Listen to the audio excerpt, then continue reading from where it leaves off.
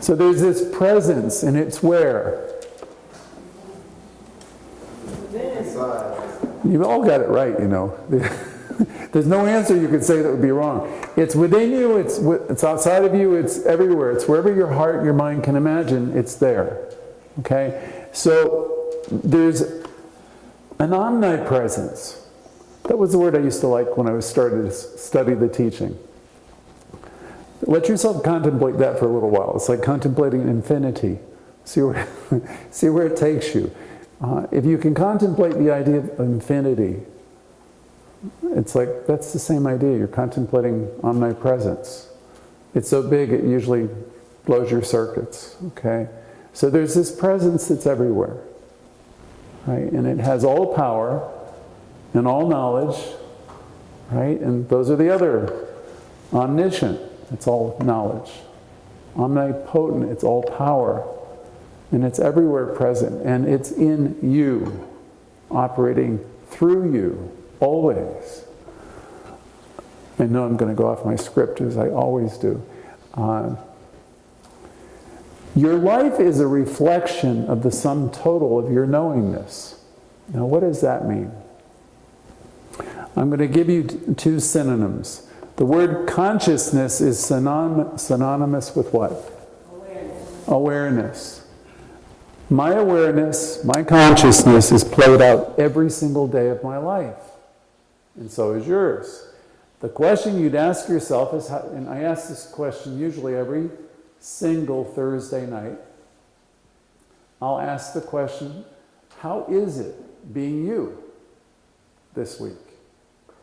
And that's because I'm a person that's been doing a lot of self-study over the years. Socrates was the first who said, know thyself. Why bother knowing yourself? It's everything to know yourself. If you know yourself and you can see what you're up to, right? You know, my generation, I'm just going to stop to see what condition my condition's in. You know, we have lots of conditions playing out in our life all the time, but we don't know consciously, most of us, that we are cause to everything. That's how powerful you are. There's nothing that happens to you by accident. You draw all to you by virtue of your consciousness. I don't have the luxury at this point in my development, and I don't know about the rest of you, to do the blame game. I am author of my own experience, and I would suggest you consider that idea for yourself. I am author of my own experience. You came here to be something amazing.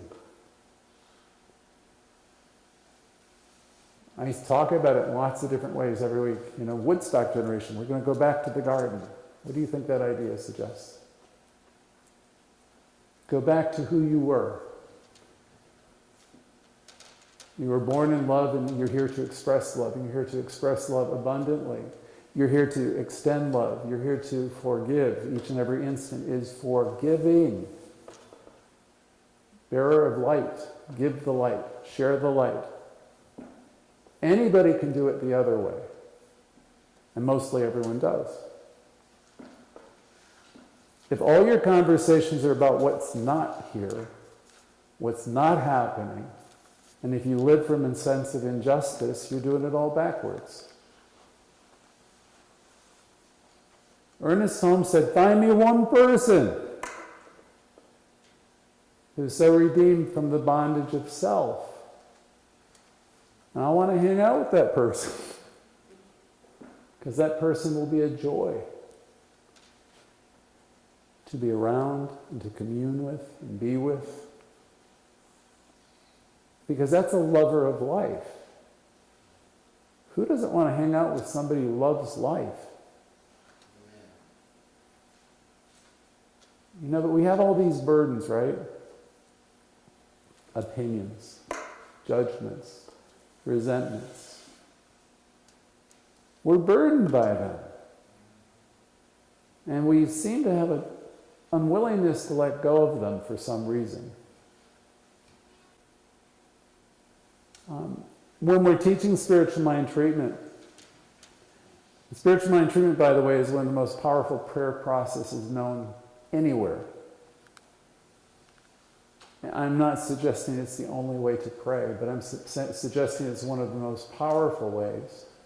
If you've spent enough time in the first step of treatment and you've centered yourself in the realization of this presence, and then you get a glimmer of the fact that it's operating in you, as you, and you make then positive statements into mind, anything unlike those positive statements become revealed to you in the process. Because you cannot have that shift in the embodiment of that divine idea if you're caught up in a bunch of stuff.